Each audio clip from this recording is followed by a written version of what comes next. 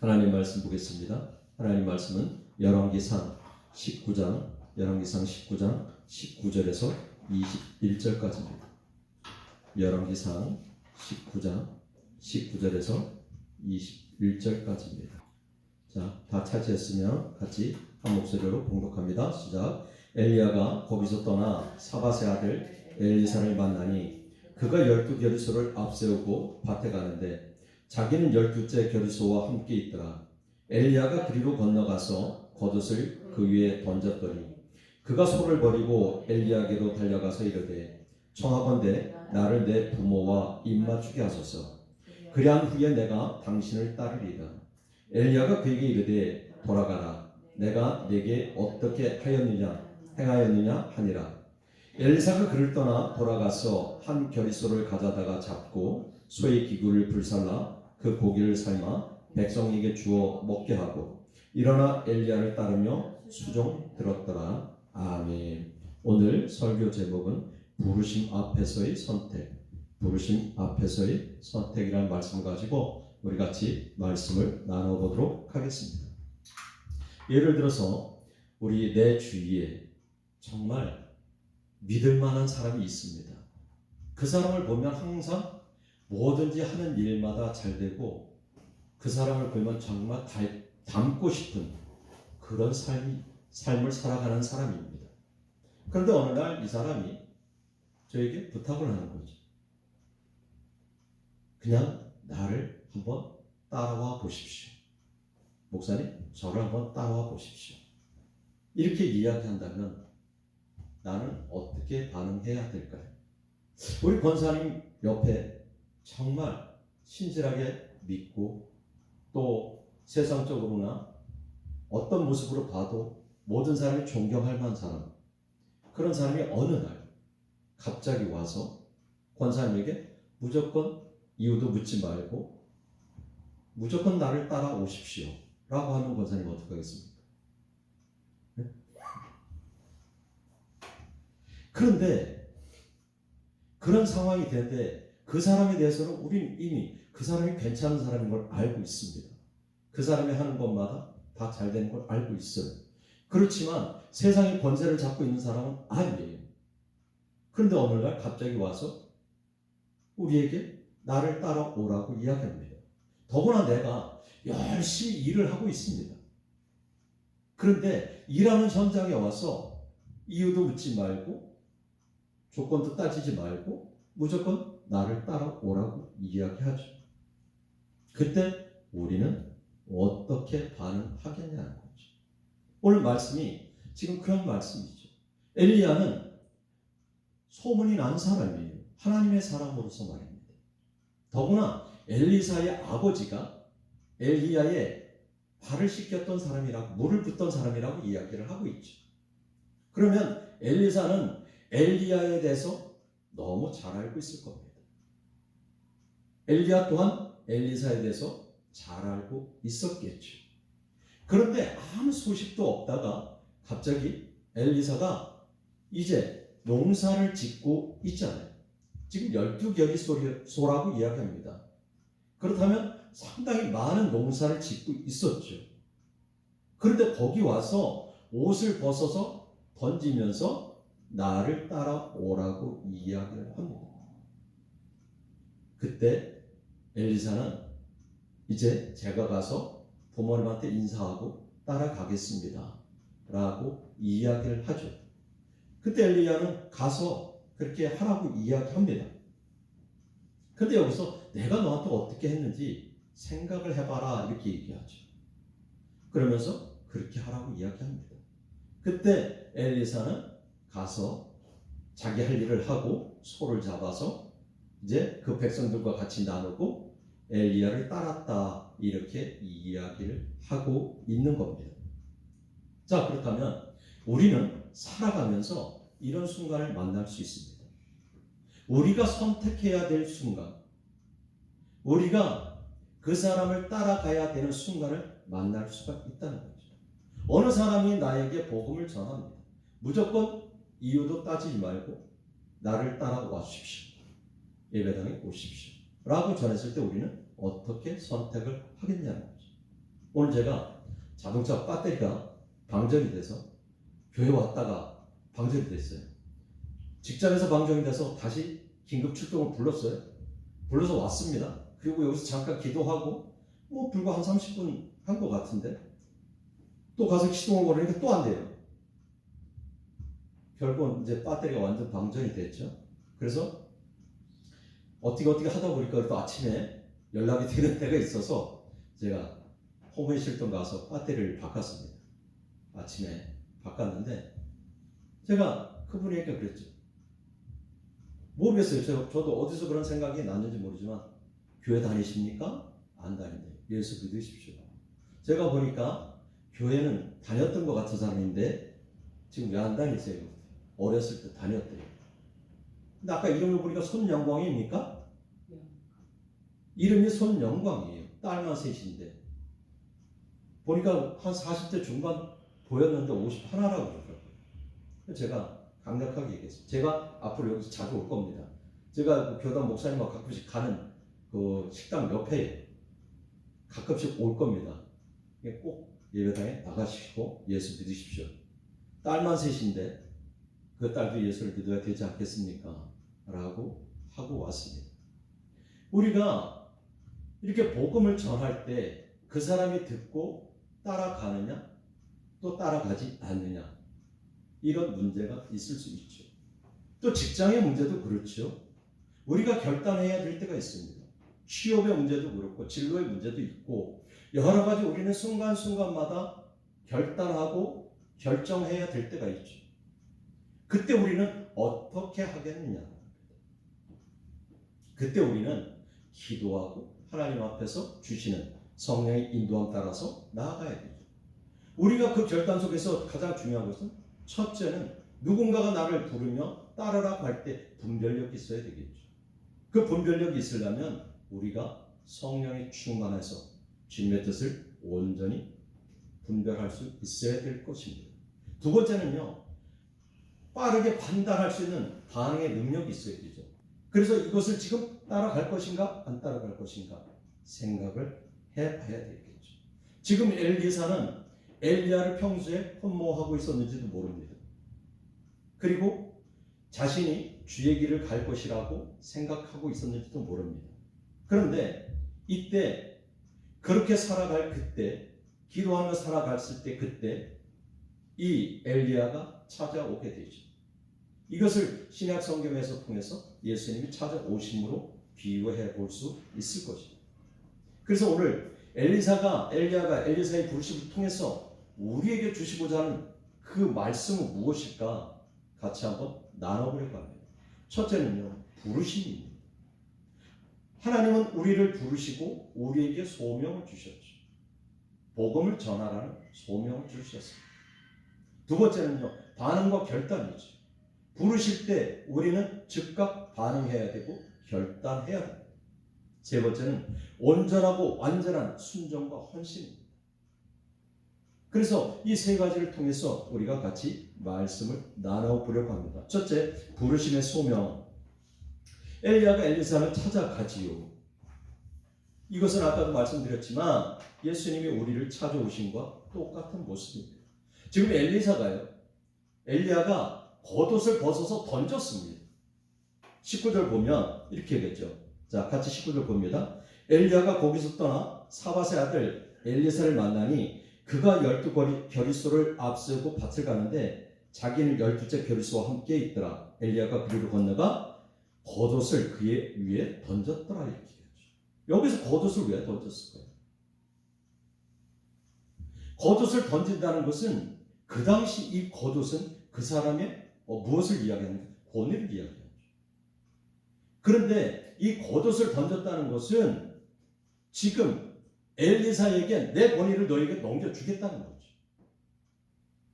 그래서 겉옷을 던지면서 나를 따라와라. 내가 너를 제자로 삼겠다라고 이야기를 하는 겁니다. 자, 우리 마태복음 4장 18절 19절 보십시오. 같이 읽습니다. 시작.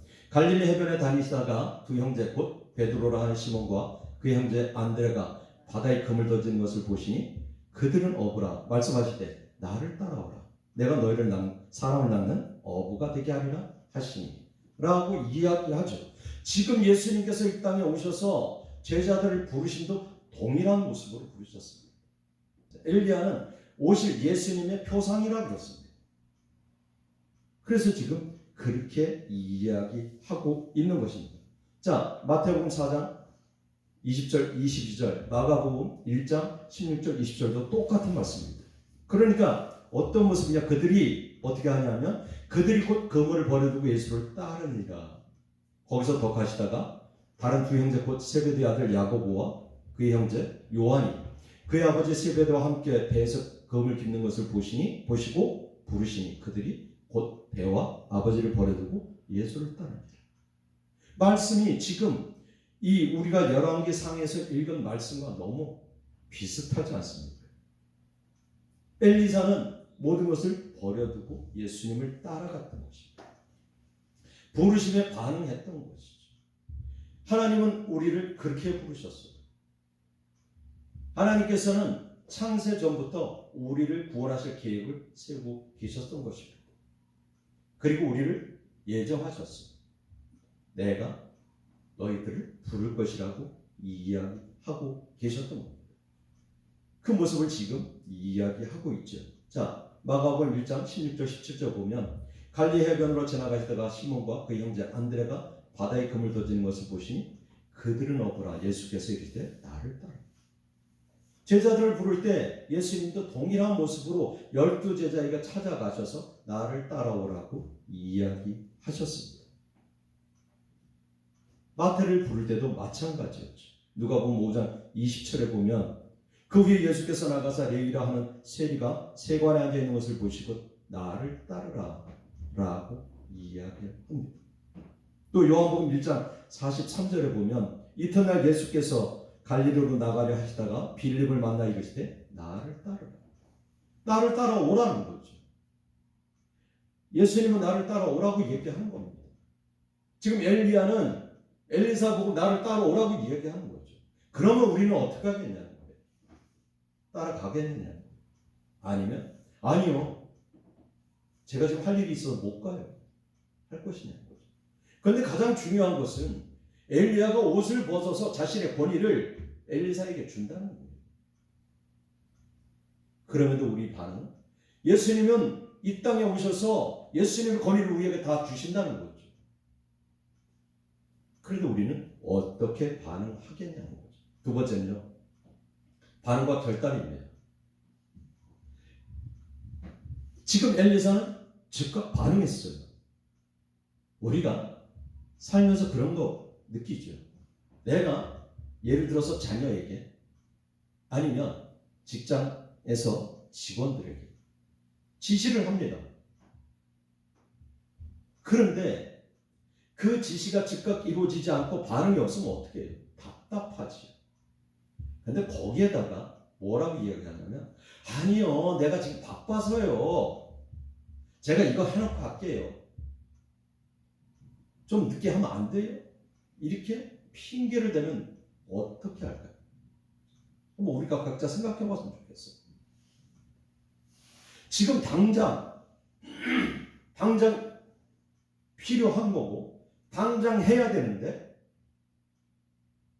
당장 하는 것이 아니라 미루는 거죠. 핑계 대는 거죠.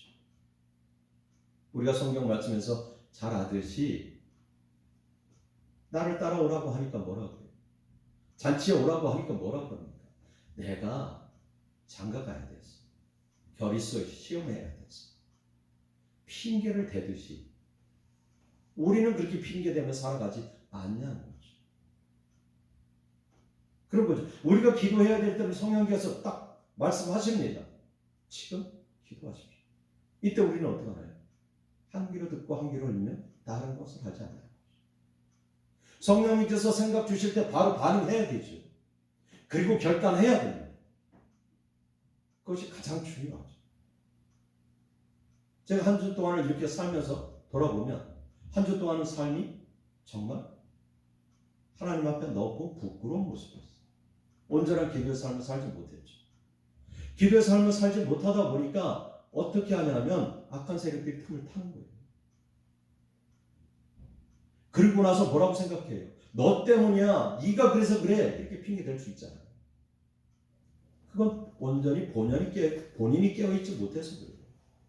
본인이 기도하지 못해서 악한 세력이 들어오게끔 내 틈을 내준 거죠. 하나님께서는 우리가 날마다 깨어있는 삶을 원하십니다. 성령의 충만한 삶을 원하십니다. 그래서 우리에게 말씀하십니다. 그때 우리는 즉각 반응하고 결단해야 되죠. 주님 말씀대로 나아가겠습니다. 라고 결단해야 된다는 거죠. 그래서 마태복음 4장 20절을 보면 이렇게 얘기해요. 그들이 곧 그물을 버려두고 예수를 따르니라. 바로 반응한 거죠. 그물을 지금 버려뒀다는 것은 먹고 입고 마실 것을 버려둔 거예요. 고기를 잡아야 먹고 살잖아요. 마가복음 1장 18절 똑같은 얘기예요. 곧 그들이 그물을 버려두고 따릅니다. 누가복음에 똑같이, 복음서에 똑같이 이야기합니다. 모세 것을 버리고 일어나 따르니라. 우리의 모습은 어때요?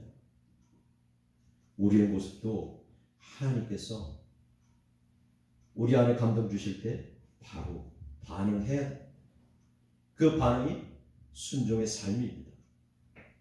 우리가 완전하게 반응하고 결단해야 하나님께서 기뻐하십니다. 우리의 삶이 반응하고 결단하는 큰 삶이 됐으면 좋겠습니다. 미루는 삶이 아니라, 그래서 날마다 하나님 앞에 부끄럽지 않은 모습이 됐으면 좋겠습니다. 세 번째는요, 완전한 순종의 헌신입니다. 완전한 순종의 헌신. 지금 여기서 보면 그렇게 이야기합니다. 엘리사가 따라가겠습니다. 그죠? 지금 21절 볼까요? 21절 보면 엘리사가 그를 떠나 돌아가서, 지금 그 뒤에 20절을 보면 그렇죠. 내가 당신을 따르리다. 20절 볼까요? 20절. 그가 소를 버리고 엘리야에게로 달려가서 이르되 청하건대 나를 내 부모와 입맞추게 하소서. 이렇게 얘기하죠. 그리한 후에 내가 당신을 따르리다. 엘리야가 그에게 이르되 돌아가라. 내가 내게 어떻게 행하였느냐 하니라. 이 말씀이 좀 애매모호할 수 있어요. 그렇죠?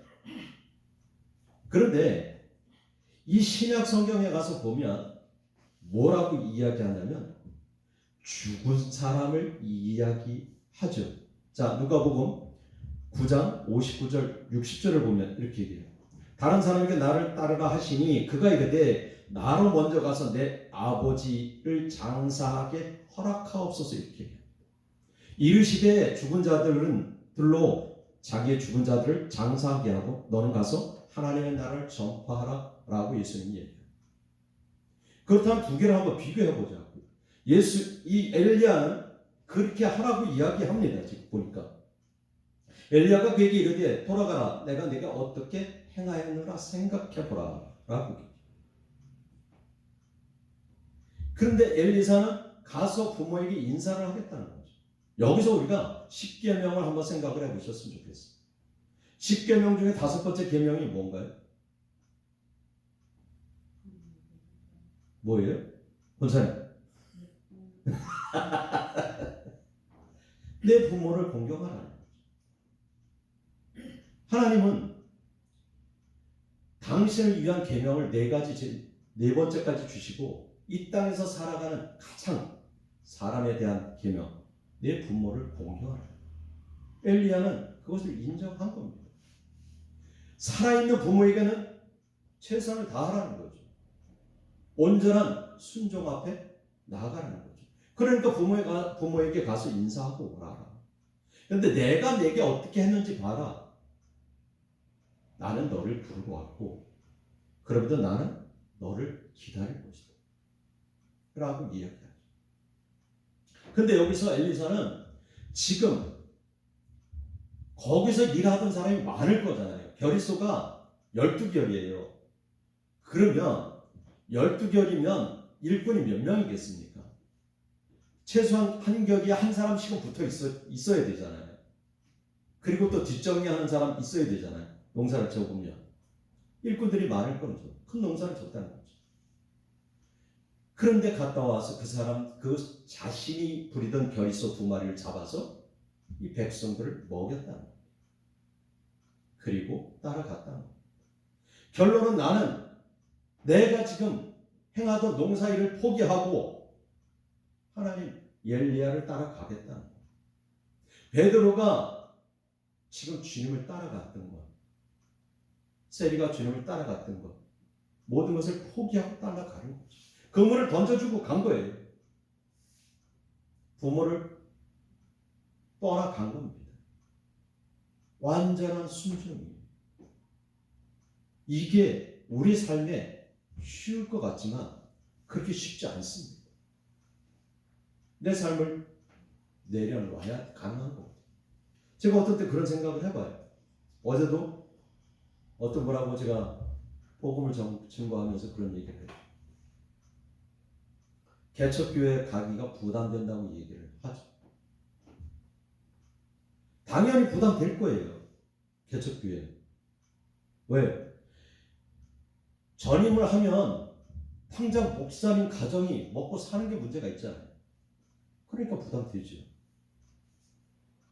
그래서 그것을 부담을 줄이기 위해서 직장 생활하는 목회자들이 많이 있습니다. 저도 한 거예요. 그런데 어떨 때 생각해보면 그것까지도 못 내려놓는 거죠. 죽이든 살리든 하나님께서 하실 거야 라는 생각을 가지고 온전히 그 길을 따라가면 되는데 그렇게 하지 못해요. 우리가 여기서 보면 마태복음 4장 21절 22절 아까 읽었잖아요. 또 배와 아버지를 버려두고 예수를 따랐다고 얘기해요. 누가요? 세베대 아들 야고보, 그 형제 요한. 우리는 이런 삶을 살아가고 있냐? 이게 주님 앞에 완전한 순종이고 헌신입니다.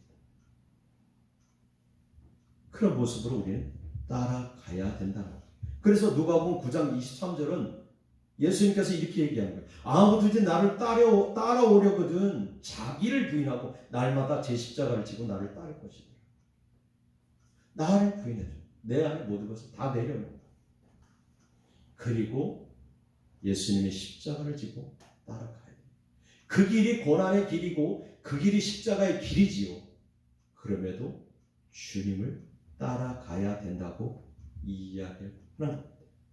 지금 엘리사는 온전한 순종과 헌신을 하면서 자신의 모든 것을 다 끊어버린 거죠.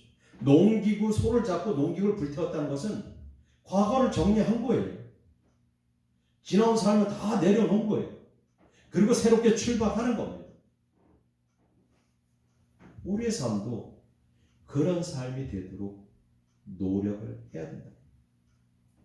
그래서 하나님 앞에 하나님이 보셨을 때 정말 아름다운 모습이다 라는 생각이, 그런 기쁨의 소리가 우리에게 들려져야 돼요. 우리는 신앙생활을 하면서 어떻게 생활을 하나요?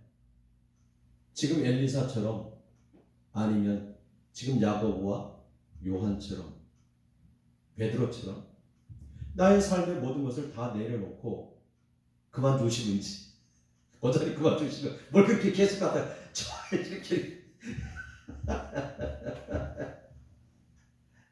다 내려놓으시고 하나님만 바라보는 삶을 사셨으면 좋겠습니다. 그래서 정리해보면 그런 거예요. 오늘 말씀 통해서 우리가 깨달아야 될 것은 무엇이냐면 부르신 소명 앞에 순종하는 겁니다. 하나님의 부르심에 반응하는 거예요. 반응하고 결단하는 거예요. 우리에게 각자의 소명을 주셨거든요. 그 소명을 소홀히 여기지 않는 거죠. 그래서 정말 온전한 순종, 과거의 것을 다 버리라는 거죠. 과거의 것을 버리기 위해서는 내 안에 나들도 버려야 돼요. 우리는 각자의 안에 견고한 진이 있습니다. 그런데 그것까지도 내려놔야 되죠. 그런데 그렇게 쉽지 않은 거죠. 그걸 내려놓기 위해서는 우리는 기도를 열심히 해야 돼요. 기도 안 하면, 기도가 부족하면 반드시 마귀는 흔들어요. 우리가 깨어있지 않으면, 우리가 기도하지 않으면 마귀는 이렇게 없어요.